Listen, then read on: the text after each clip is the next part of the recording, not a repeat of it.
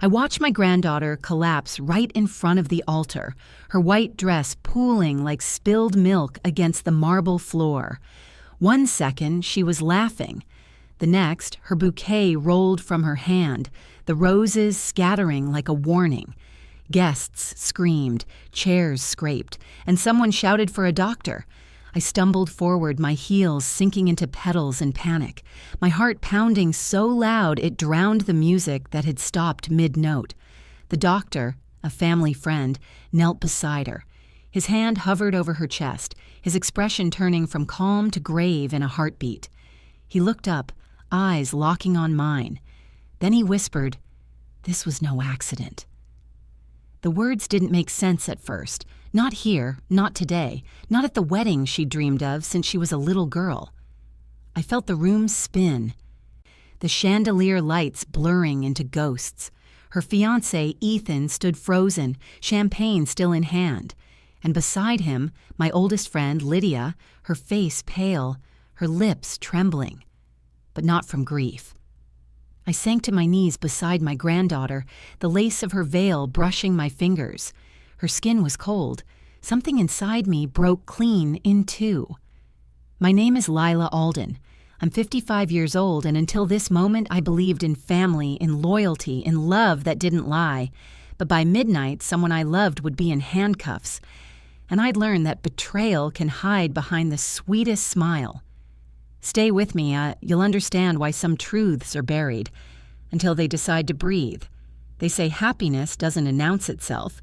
It just slips quietly into the room, sits beside you, and makes you forget to look for it. That's how life felt in the months before the wedding. Calm, predictable, sweet in all the right ways. Most mornings, I'd wake to the sound of the kettle whistling and Rose humming in the kitchen. She always hummed the same tune, something she'd made up as a child when she used to bake with me on weekends. I'd find her barefoot, hair pulled into that messy bun she never could tame, whisking batter with one hand and texting Ethan with the other. "Grandma," she'd laugh, "you're staring again." "I'm memorizing," I'd tell her, smiling, "because someday you'll be too busy for pancakes." She'd roll her eyes, but her cheeks would flush the way they always did when she was happy. Ethan. Well, he was the kind of young man every grandmother hopes her granddaughter will fall for. Polite, charming, and with the sort of smile that made you believe in good intentions. He worked in real estate, always dressed too neatly for his age, and carried himself like he already owned the future. He adored Rose. Or at least, he made everyone believe he did. The first time he came to dinner, he brought flowers. Not for Rose, but for me. "For the woman who raised her," he'd said. That line would have melted me if it hadn't sounded rehearsed. But I brushed it off. Maybe kindness really did come polished these days. And then there was Lydia, my best friend of 20 years. She lived 3 houses down, and we shared everything from recipes to regrets. When my husband passed 5 years ago, she was the one who held my hand through the funeral, who reminded me that breathing was still something I could do. We were the kind of friends who finished each other's stories, not just sentences. When Rose got engaged, Lydia was the first to squeal, wrapping both of us in her perfume and excitement. "Oh, Lila," she said, "you did it. You raised a girl who still believes in love." She squeezed my hands tight. "Let's make this wedding unforgettable." And she did. Lydia handled the flowers, the linens, the tastings. She loved details, almost too much. Sometimes she'd take over, brushing past my suggestions with that familiar laugh. "Relax, Lila," she'd say. "You raised the bride. Let me handle the rest." I'd laugh along, because that's what old friends do. They forgive the small oversteps, trusting the heart behind them. The wedding was set for late spring. Soft sun, wisteria blooming, laughter spilling from every corner of our little coastal town. The house was full of lists, dresses, and the sound of joy. But peace, I've learned, is a fragile thing. It can look permanent one moment and paper thin the next. The first little ripple came the night Ethan canceled dinner. He texted Rose, said he had a client emergency. She brushed it off, but I caught the flicker in her eyes. That small, barely there shadow of disappointment, the kind that vanishes if you blink too long. Then Lydia started dropping by more often, sometimes twice a day. She'd say she was just checking on the catering or the flower orders, but her visits grew longer, her eyes more curious when Ethan's name came up. Once I caught her looking at his photo on Rose's phone, her thumb hovering like she wanted to zoom in but didn't. I told myself it was harmless. After all, Lydia had always been a bit dramatic, a bit too fond of other people's happiness. Still, I started noticing her perfume on things that weren't hers. On the back of a chair Ethan had just used, on a wine glass that wasn't mine. I ignored it. Because when you've built your peace around people, you don't question the foundation. Not until it starts to crack beneath you. The week before the wedding, Lydia brought over a box of favors she'd custom designed. Each one had a small silver charm inside, initials engraved on the back. Rose's and Ethan's, of course, but one charm caught my eye. It had an L on both sides. I smiled politely and said nothing. Later that night, as I wiped down the counter, I caught my reflection in the window. For the first time in years, I didn't recognize the woman looking back.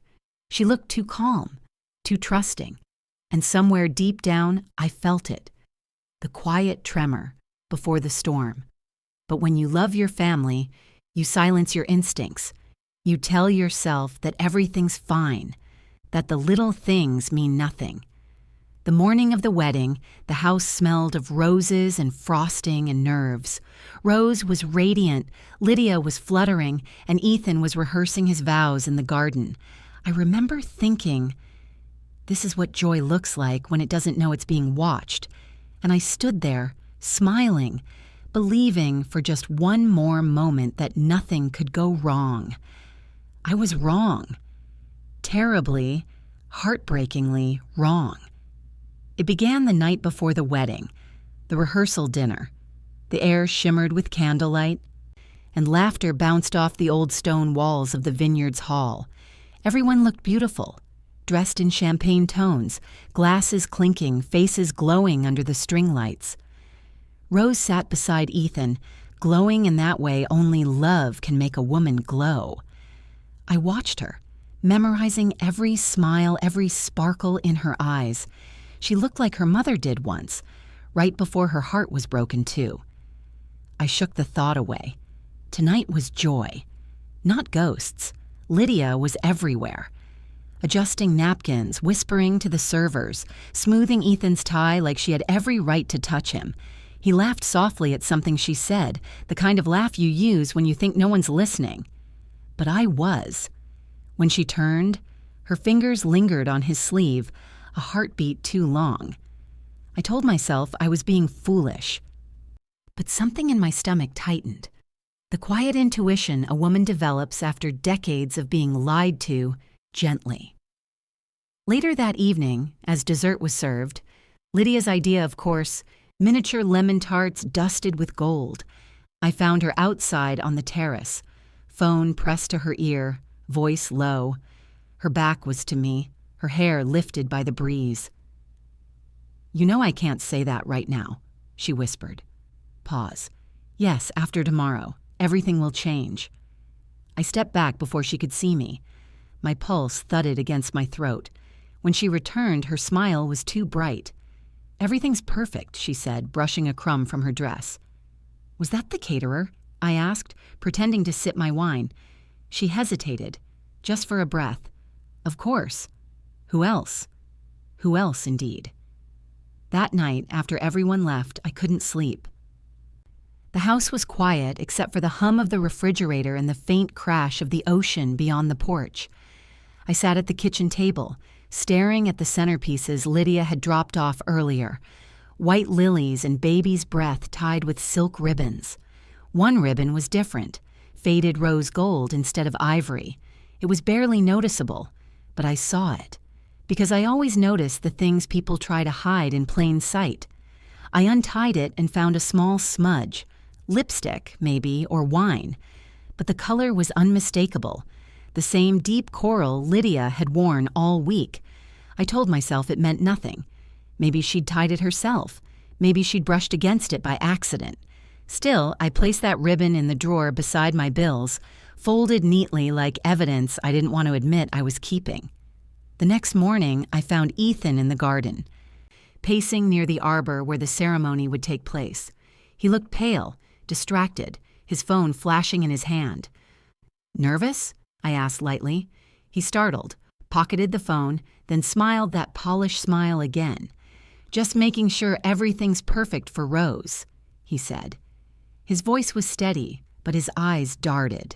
Left, right, back at the house, like someone waiting for a signal that never came. "You're a good man, Ethan," I said softly. He looked at me, almost startled by the words. "I try to be, Mrs. Alden," he replied. "I really do." He walked off before I could ask what that meant. Inside, Rose was glowing, full of excitement, full of love. And Lydia? She was back at the mirror, dabbing perfume behind her ears, her reflection meeting mine with a smile that didn't reach her eyes. "Big day," she said. "Biggest," I answered. She turned to me, still smiling. "You look worried, Lila. You shouldn't. Everything's under control." Control. That word lingered in my head long after she left the room. It wasn't what she said. It was how she said it. Like she wasn't talking about the wedding, like she was talking about me. And for the first time, I realized something had shifted. The air, the looks, the rhythm between all of us. We were smiling, yes, but the cracks had already begun to show. If only I'd known then just how deep they would go. The morning of the wedding was supposed to be chaos, but it was quiet. Too quiet. Rose was upstairs getting ready, her friends helping with her hair and makeup. Laughter drifted down the hall, but it didn't sound like joy anymore. It sounded forced. I sat at the kitchen counter, sipping cold coffee, trying not to think. Lydia came in wearing a silk robe and her usual confidence. "You haven't even changed yet," she said, glancing at the clock. "I will," I told her. She smiled. "Don't tell me you're getting sentimental." I didn't answer. I was watching her hand. She was wearing a bracelet I'd seen in Ethan's car a week ago. It had a small gold charm shaped like a key. I remembered it because it wasn't her style. It was Rose's. "You look nice," I said finally. She smirked. "Nice? Lila, today's a once-in-a-lifetime event." "For some people," I said. Her eyes flicked toward me, just for a second. Sharp, calculating. Later, when I checked on Ethan, he was sitting in the groom's suite alone. His tie was undone. His phone screen lit up. I caught a glimpse before he locked it. Lydia. "Still thinking about last night." He shoved it in his pocket like it burned. He looked up at me. "Mrs. Alden, big day." "Everything ready?" I asked. He nodded. "Yeah, everything's perfect." His tone was flat, like he was rehearsing a line. As the guests started arriving, I went upstairs to help Rose with her dress. She was glowing, nervous, beautiful. The kind of beautiful that makes a grandmother forget every ache in her bones. She hugged me tight. "Grandma, thank you for everything.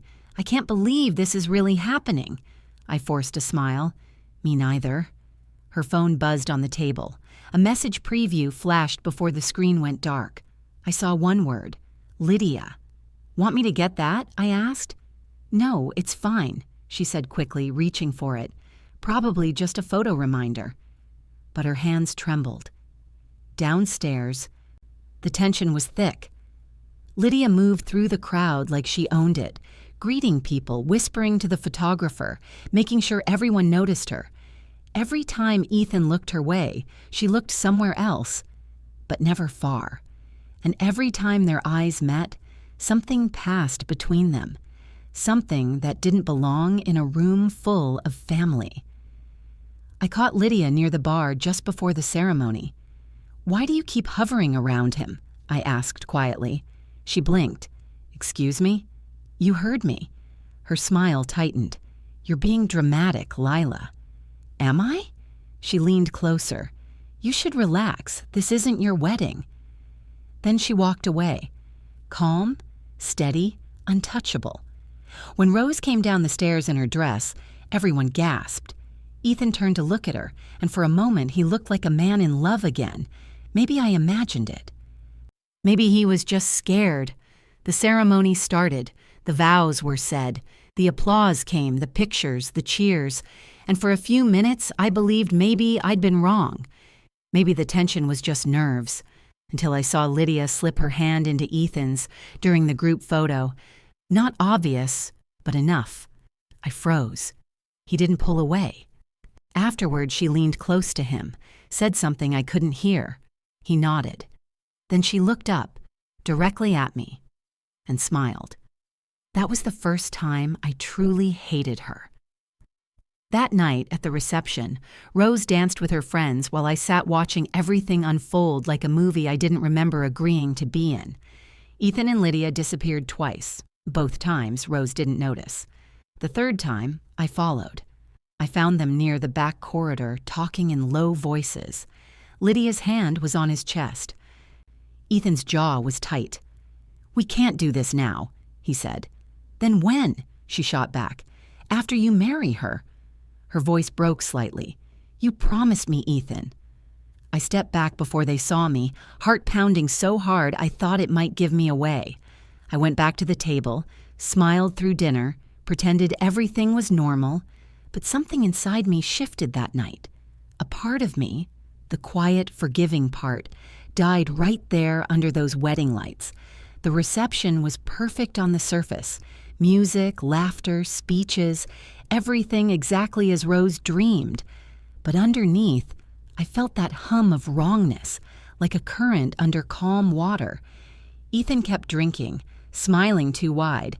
Lydia was never far from him, always within reach, always pretending to help. Rose didn't see it. She was too in love, too proud to believe the world could turn cruel in the middle of her happiness. Around 8, the toast began. Ethan stood, glass in hand, looking at Rose. His voice was steady, rehearsed, but his eyes, they flicked toward Lydia once before he started speaking. "To my wife," he said, "my best friend, my home." He hesitated, just half a second, then smiled again. "And to the family who showed me what love looks like." The room clapped. I clapped too, but something in my chest ached. When Rose took the mic, her voice shook a little. "I used to think love was supposed to be easy," she said, "but Ethan showed me it's about choosing each other every day, even when it's not." She turned toward him, eyes soft. "And I'll keep choosing you." Lydia's face froze in that moment, only for a blink, but I saw it. Her smile vanished. Her hands clenched around her napkin. Then came dessert. Miniature lemon tarts, Lydia's special recipe. She'd insisted on making them herself. The servers brought them out on silver trays, and everyone leaned in, laughing, chatting, clinking glasses again. Rose picked one up, took a bite, and smiled. Then she coughed. Once, lightly. A few seconds later, she coughed again, harder. Her hand went to her throat. Her face flushed red. "Rose?" I stood. She tried to speak, but no sound came out. Her eyes widened, terrified. The tart fell from her hand. "Call 911, someone shouted. Ethan froze. Lydia's chair scraped back. I ran to Rose. Her body went limp before I reached her. I caught her as she fell, her head against my arm, her breath shallow. Someone yelled for the doctor. Dr. Levin, an old friend of mine who'd been a guest. He pushed through the crowd and knelt beside her. "She's not breathing right," he said sharply. "Everyone back up." I couldn't move. My hands shook as I brushed the hair from her face. Her lips were pale. Her pulse was faint. "Rose, baby, open your eyes," I whispered. The doctor pressed his fingers to her neck, then reached for his bag. He looked at me, and something changed in his expression. A flicker of alarm, then disbelief.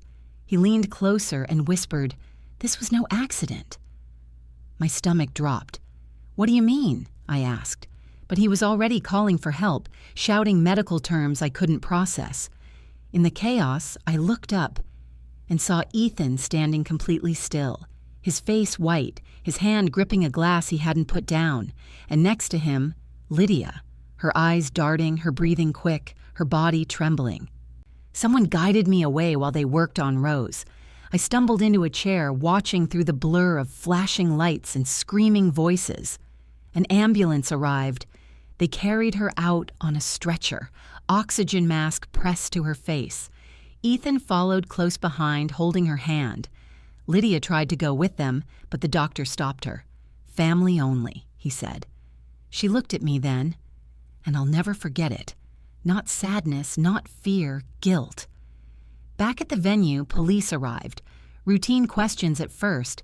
Food, allergies, kitchen checks. Dr. Levin pulled one of them aside, whispering something that made the officer's face change instantly.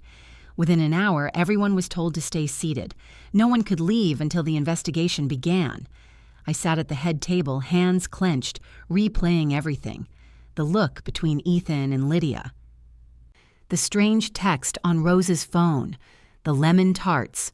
Lydia's recipe. Her pride. She sat across the room, pretending to cry, but her hands were too still, her eyes too dry. When the police questioned the staff, one waiter mentioned seeing Lydia in the kitchen before dessert, alone. "Just organizing trays," he said, shrugging. But I knew better. Lydia didn't organize anything without a reason.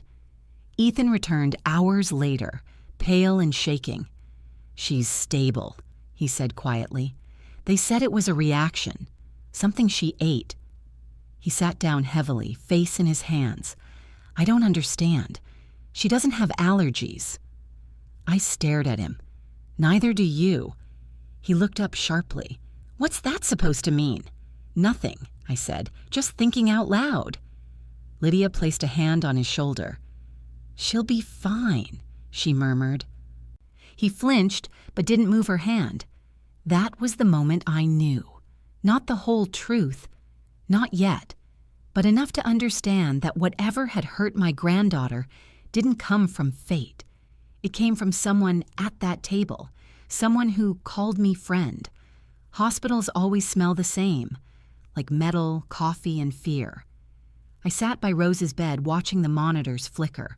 Her hand was cold in mine, her breathing steady but shallow. The doctor said she'd had a reaction to something chemical. They were running tests, chemical. Not food, not natural. I didn't say a word, just nodded. But inside, I was burning. Ethan showed up mid-morning. He looked like he hadn't slept. "She's going to be okay," he said, forcing a smile. "That's all that matters, right?" He didn't meet my eyes. I just said, "Sit down." He sat. "She didn't eat anything unusual before dessert," I said slowly. "Just the tarts. Lydia's tarts." He swallowed hard. "Yeah, but everyone had them." "Not everyone collapsed," I said. He exhaled sharply. "You're upset. You need rest." "I need the truth," I said. For a second, something flickered in his expression. Fear, maybe guilt. Then it was gone. He stood. "I'm going to get coffee." He didn't come back for an hour. While he was gone, Lydia texted me. "Thinking of you both. I can't believe this happened. Love you." I stared at that message for a long time. She hadn't called me Lila. She'd written "love you," the same word she used to end her messages to Ethan. I'd seen one that day on his phone. I called the hospital kitchen staff myself, asked them if anyone had brought food in from outside. A young nurse said, "Yes, ma'am." One of the guests delivered homemade desserts late, said it was part of the menu. Did she sign a form? No, she said she was family. Family. I thanked her and hung up. That evening, while Rose slept, I went back home to grab clothes. The house was quiet, but something felt off. The back door wasn't fully closed. I never leave it open. Inside, on the counter, sat one of those silver dessert trays, empty, and next to it, a paper towel with a faint yellow powder stain. I didn't touch it. I just stood there, staring. Then I noticed Lydia's perfume again. Subtle, but there. I picked up a tissue, wrapped the towel, and sealed it in a zip bag. I didn't know what I'd do with it yet, but I knew I needed to keep it. When I turned to leave, I caught sight of something else. Lydia's bracelet. The same one I'd seen on her wrist at the wedding. It was on the floor near the door. I picked it up. The charm was gone, snapped clean off. I put it in my pocket. The next day, the doctor came in with test results. He closed the curtain, his face serious. Mrs. Alden, there were traces of benzodiazepine and another compound, possibly a tranquilizer, in your granddaughter's system. I froze. You mean she was drugged? Yes, small dose, but enough to cause the collapse. We'll notify the police. I nodded. My throat was dry. Do you know anyone who might have given her something? He asked. Not yet, I said quietly, but I will. That night, I went through the photos from the wedding on my phone. Everything looked perfect, until it didn't. In one picture, Ethan's glass had a faint smudge on the rim, coral-colored. In another, Lydia was leaning over the dessert tray, her hand just above the plates. Then one photo made my stomach twist. Lydia holding a single tart on a napkin, handing it directly to Rose. There it was, proof in plain sight. I sent the photo to the detective assigned to the case. He called back within minutes. We'll follow up, he said. You did the right thing, Mrs. Alden. But I wasn't done. The next morning, I drove to Lydia's house. She answered in a robe, surprised but smiling. Lila, how's Rose? She's awake, I said. The doctors think it was something she ate.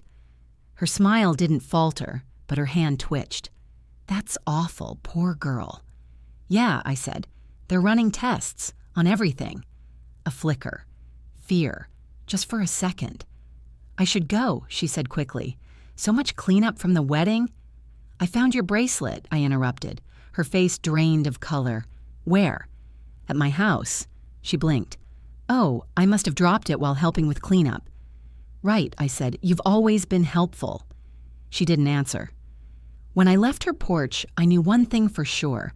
Lydia was hiding something, and I wasn't about to let her bury it. 2 days after the wedding, Rose woke up. Her first words weren't what I expected. Grandma, where's Ethan? I didn't answer right away. She looked so fragile, her eyes dull, voice thin. He's been by, I said finally. Rest now. She frowned. I remember the dessert. It tasted strange. Her brow furrowed. Then Lydia was right there. She said something like, everything changes today. Her voice broke. Then it all went dark. That sentence hit me like a brick. Everything changes today. The same words I'd overheard Lydia whisper the night before. I smoothed Rose's hair, forced calm into my voice. Don't think about that, sweetheart, just rest. But my mind was already racing. That evening, the detective called. We analyzed the tray and the napkins, he said. There was residue, a sedative mixed with alcohol. Traces matched the compound in your granddaughter's blood. Do you know who had access? He sighed. Kitchen staff confirm one woman entered the prep area right before service, blonde, mid-50s, described as mother of the bride. My blood ran cold. They mistook Lydia for me, I said. The next morning, I drove to the police station with the photo from the wedding, Lydia handing Rose the tart. The officer studied it carefully. We'll need a statement, he said. I gave one, every detail, every look, every lie. When I finished, my hands were shaking. Back home, the voicemail light on my phone was blinking. It was Lydia. Lila, please call me. I'm scared. I didn't mean for any of this to happen. I replayed it twice. She didn't sound scared, and she sounded desperate to control the story. That night, I opened my late husband's old filing cabinet. He'd been an accountant, meticulous, kept everything. Ethan's name came up more than once. Business documents, small investments he'd convinced Rose to co-sign.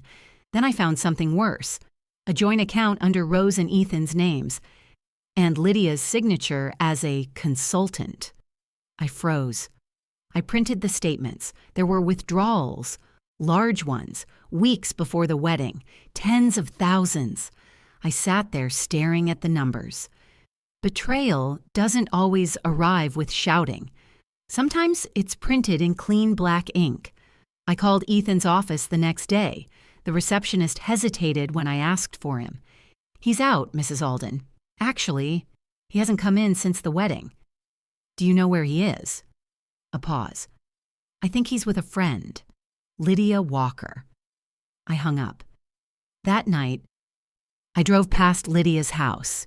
Ethan's car was parked outside, the curtains drawn, the lights on. I parked down the street and waited. An hour later, the door opened. Lydia stepped out, her arm brushing his. They were arguing quietly. I couldn't hear the words, but I didn't need to. The body language said it all. Guilt, tension, fear. She grabbed his wrist. He pulled away, said something sharp. Then she slapped him. Hard. He shouted something back, then left. She stood in the doorway for a long moment, breathing heavily before slamming the door. I sat there, shaking. It wasn't just betrayal, it was partnership. They'd done this together. The affair, the money, the poisoning, and whatever went wrong had turned them against each other. The next morning, I met with Detective Rowe again. They were lovers, I told him. He didn't look surprised. We suspected that. We found messages between them on the groom's phone, plans to move funds from your granddaughter's account after the honeymoon. My stomach turned. And the sedative? Likely meant to make her faint, cause a scene, not death. Something went wrong with the dosage. I felt sick. So it was Lydia? He nodded slowly. She had motive, but Ethan, he didn't stop her. That night, Ethan showed up at my house. His voice was quiet. "We need to talk." I didn't invite him in, but he stepped forward anyway. "I didn't mean for her to get hurt," he said. "Lydia was supposed to what?" I snapped. "Scare her," he said, his voice trembling. "Just enough to call off the wedding." I stared at him. "Why?" "She found out about the money," he said. "The transfers. She was going to tell everyone." I stepped closer. "And Lydia?" "She said she'd fix it. That she'd make sure Rose wouldn't say anything until we sorted things out." His voice cracked. "I didn't know she'd—" I slapped him, hard. "You poisoned her for money," I said. "And you call that fixing it?" He looked broken, tears spilling down his face. "She wasn't supposed to die." "She didn't," I said coldly, "but your life as you know it just did." He turned and left without another word. I called the detective right after. They arrested Lydia the next morning. When they searched her house, they found bottles of medication, crushed pills matching the compound in Rose's blood. But that wasn't the end. When they questioned her, she claimed Ethan had planned everything, said he convinced her Rose was abusive, that he wanted out, that he needed her help. She wept, said she'd been manipulated. They were both lying, trying to save themselves. But the evidence was clear. Bank statements, texts, photos. They were both charged. When I told Rose, she didn't speak for a long time. Finally, she whispered, "She was like family." I said nothing. There's no word for that kind of wound. That night, I sat in my car outside the police station. Watching the lights flicker, the officers move in and out. I saw Ethan in handcuffs. Lydia, too. She looked at me once as they led her to the car. No tears this time, just hate. For years, I'd thought betrayal sounded like shouting, but that night, it sounded like silence. The sound of everything I'd trusted being dragged away in chains. They let me see her once before the arraignment. Lydia sat behind a glass wall in the small interview room, wearing an orange jumpsuit that made her look smaller somehow. Less human, more exposed. She still managed a smile. "Lila," she said softly, "you look tired." I sat down. "You poisoned my granddaughter." Her lips twitched. "Don't be dramatic. It wasn't poison. It was meant to calm her down." "Calm her down for what?" "For Ethan," she said simply. "He wasn't supposed to go through with it. He panicked. I was trying to help." I stared at her. "Help?" She leaned forward. "You don't understand, Lila. He loved me. He told me you'd never approve. He said Rose only loved the idea of him. I was saving him. Her voice cracked on the last word. You almost killed her. Her eyes filled with tears. I didn't mean to, I just wanted a life. After my divorce, after losing everything, I thought maybe I finally deserved something good. Something good? I said. You took everything from me. From her. She shook her head. No, you took everything. You had the husband, the family, the home. You were always perfect, Lila. People loved you. They pitied me. I just wanted what you had. I went still. So this was about me, I said quietly. Her silence was the answer. I leaned in close, voice low and steady. You could have asked for help. I would have given it. But you went after my blood. Her jaw tightened. Don't act like you're innocent. You've been judging me for years. You think because you bake cookies and smile at neighbors that you're some saint. I stood up. No, but I never hurt someone to feel alive. She slammed her palm against the glass. He said he loved me. Then why isn't he here? I asked. That stopped her cold. She blinked, the bravado slipping. What? Ethan cut a deal this morning, I said. Told the detectives everything. You mixed the sedative. You told him it would fix things. He gave them your texts. Her mouth opened, then closed again. For the first time since I'd known her, she had nothing to say. I stepped closer to the glass. You lied, Lydia. You lied to my face for months, in my home, with my family. And for what? A man who sold you out before the ink on his statement dried. She pressed her hands against the glass, trembling. Please, Lila, don't let them bury me. You know me. I used to, I said, but the woman I knew is gone. She started to cry. Real, messy crying that didn't look like her at all. I never meant to hurt her, she whispered. I just wanted to matter.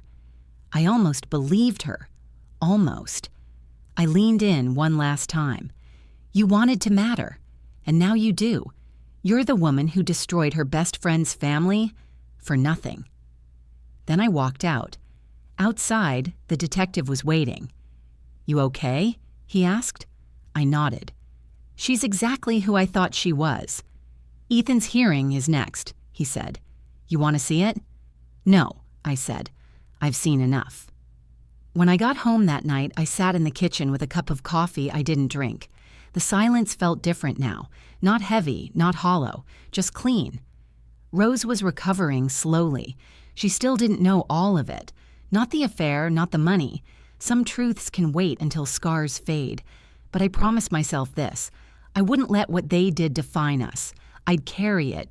Yes, but not forever. And as for Lydia, she'd once told me revenge was ugly. She was right. But sometimes it's necessary. Justice didn't come in a storm. It came in paperwork, quiet, official, unforgiving. 2 weeks after the arrests, I met with my lawyer, Ms. Hahn. Sharp, calm, no small talk. I read the case file, she said. Ethan and Lydia both named each other, but the financial records are clear. We can reclaim every cent. I nodded. I don't just want the money back. I want accountability. Her smile was small but fierce. Then let's start with that. The first move was freezing the joint account, the one they used to drain Rose's savings. Every transaction was reversed, every signature traced, Lydia's handwriting confirmed. It was like watching rot being cut from a tree. Painful, but necessary. The second step was public. Rose didn't want media attention, but once charges were filed, the story broke anyway. Bride collapses at wedding, poison found, family friend arrested. Our small town fed on gossip, but this time, the whispers were mine to control. I wrote a statement, short, direct. My granddaughter survived. Truth always surfaces no matter how long it hides. No details, no bitterness, just truth. That silence hurt them more than shouting ever could. Ethan tried to reach out through his lawyer, wanted a meeting. I refused at first, but Ms. Hahn insisted it might help the civil case. So we met in a conference room. Neutral ground. He looked thinner. his face hollowed by sleepless nights. "Mrs. Alden," he began, "I just want to say—" I cut him off. "No speeches." He swallowed hard. "I didn't mean to hurt her. Lydia pushed everything too far." "You signed the forms," I said. "You took her savings. You lied to her every day." He nodded, tears sliding down his face. "I know, I'm sorry." I stared at him. "You're sorry because you lost, not because you did it." He didn't argue. He just looked down. Before leaving, I opened my folder and slid one photo across the table. The one from the wedding, him holding Lydia's hand behind Rose's back. He looked at it, flinched, and pushed it away. "That's the moment you stop being a man," I said. Then I left. The criminal case moved fast. Lydia took a plea deal, 2 years for tampering and fraud. Ethan didn't get off so easy. Conspiracy and financial abuse carried more weight. He'd be gone longer. But my revenge wasn't about prison. It was about restoring balance, giving Rose back her future and showing everyone that you don't destroy a family without consequences. I sold my husband's old accounting business and used the money to start something new. A foundation in Rose's name, the Alden Trust. It helped young women recover from financial abuse, manipulation, and coercion. The same kind of deceit Ethan and Lydia used. Rose helped me run it once she got stronger. At first, she didn't want to talk about what happened.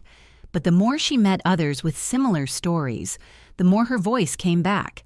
One day, after a seminar, she hugged me and said, "Maybe this is what I was meant to do." I smiled. Turning pain into purpose is the purest revenge there is. People in town stopped whispering about us. Instead, they started asking how they could help. Every time I saw one of Lydia's old friends donate to the foundation, I couldn't help but think, "You helped her once. Now you'll help us instead." As for Lydia, she sent me one letter from prison. Just one. "Lila, I dream about the wedding every night. I see her fall. I can't breathe. You were my only real friend. I don't expect forgiveness, but please believe I never wanted her to die." I read it once and burned it in the sink. Forgiveness is holy, but forgetting is foolish. Still, there was a small part of me that pitied her. The part that remembered the woman who once stayed up with me after my husband's funeral, pouring tea and talking about everything we'd lost. But pity doesn't erase consequence. The day her sentence was read, I stood outside the courthouse. The wind was cold, and for the first time in months, I felt steady. Lydia looked at me as they led her to the car. I didn't say a word. I didn't need to, because real justice doesn't need witnesses. It just needs time. Months later, Rose's case was officially closed. She had her accounts restored, her health back, her confidence growing again. We held a small dinner at home, just family. Quiet, safe. At the end of the meal, she brought out dessert, lemon tarts. She smiled. Homemade. No hidden ingredients. We both laughed, but there was a moment of silence after, a quiet understanding, that some sweetness takes time to trust again. As we cleared the table, she said, "Grandma, do you ever think about her?" "Every day," I said, "but not the way I used to." "How's that?" "I don't think about what she took. I think about what we built after she was gone." She nodded slowly. "That's fair." And just like that, justice felt complete. Peace didn't come all at once. It came in small moments. The smell of fresh coffee in the morning, Rose humming again while she watered the plants, the house finally feeling like home instead of a memory.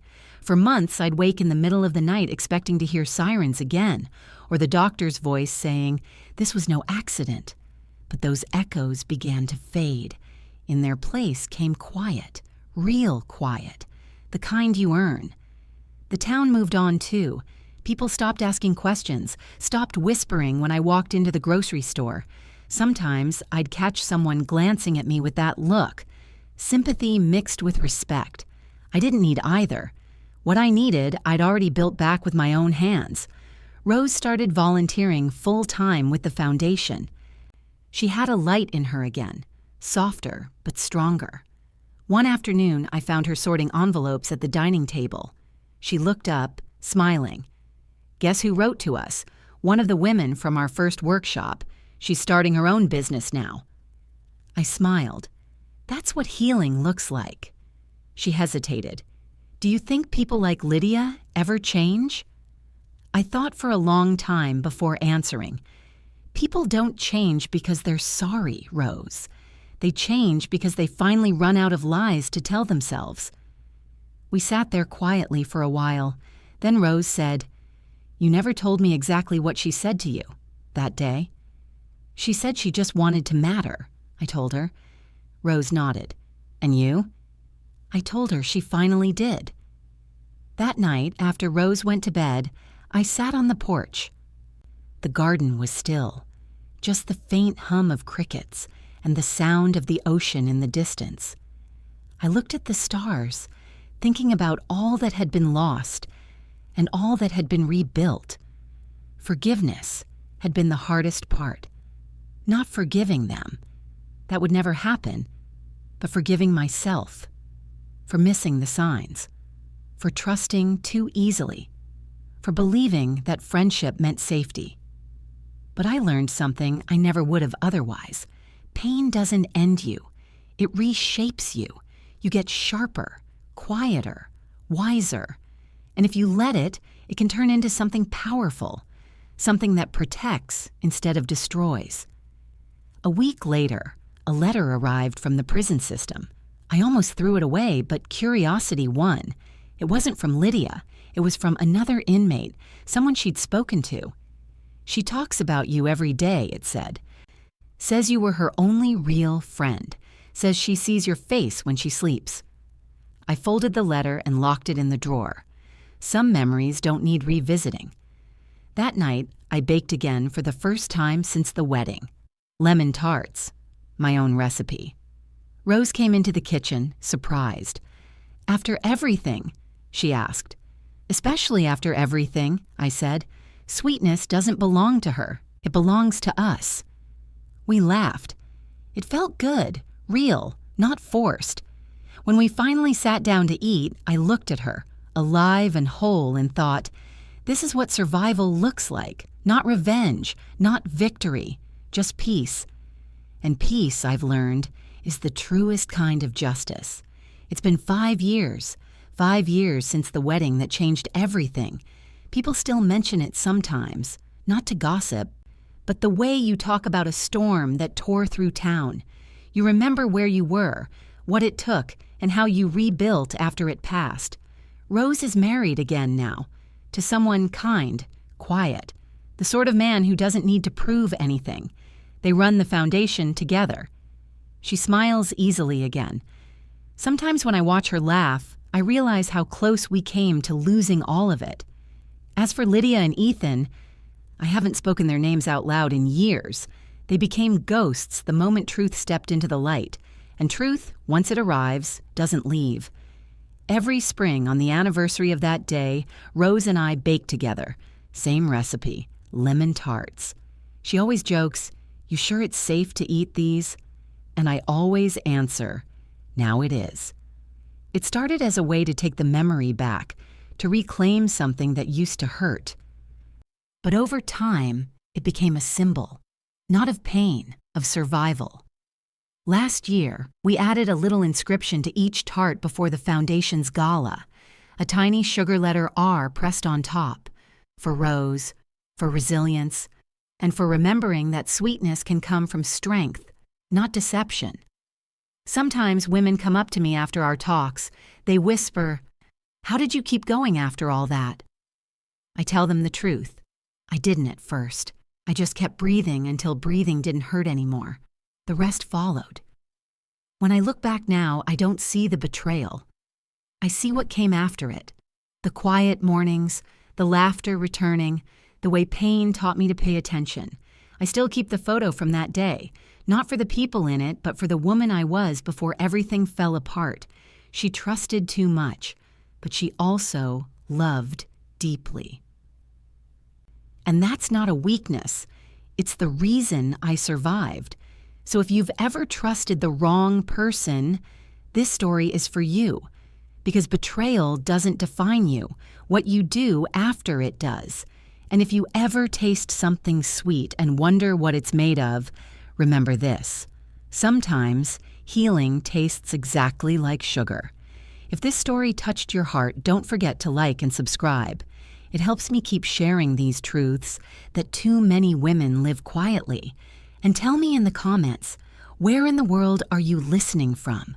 I love knowing how far these stories travel.